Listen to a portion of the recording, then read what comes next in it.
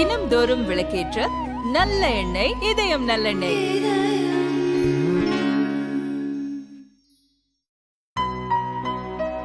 இனிமே கண்ணை மூடிட்டு கடலை எண்ணெய் வாங்கலாம். ஏன்னா மந்த்ரா கடலை எண்ணெய் இதயத்தின் தயாரிப்பு.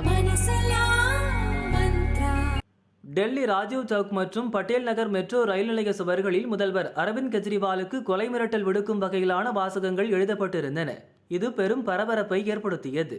இது ஆம் ஆத்மி தொண்டர்களை மிரட்டவும் கெஜ்ரிவாலை அச்சுறுத்தவும் பாஜக செய்த சதி என ஆம் ஆத்மி எம்பி சஞ்சய் சிங் குற்றம் சாட்டினார். கெஜ்ரிவால் ஜாமீனில் வெளிவந்து பிரச்சாரம் செய்வதால் பாஜகவினர் அச்சமடைந்துள்ளனர். கெஜ்ரிவாலின் பிரச்சாரத்தை முடக்க அவருக்கு கொலை மிரட்டல் விடுக்கின்றனர் என சஞ்சய் சிங் கூறினார். இது தொடர்பாக டெல்லி போலீசார் விசாரித்தனர்.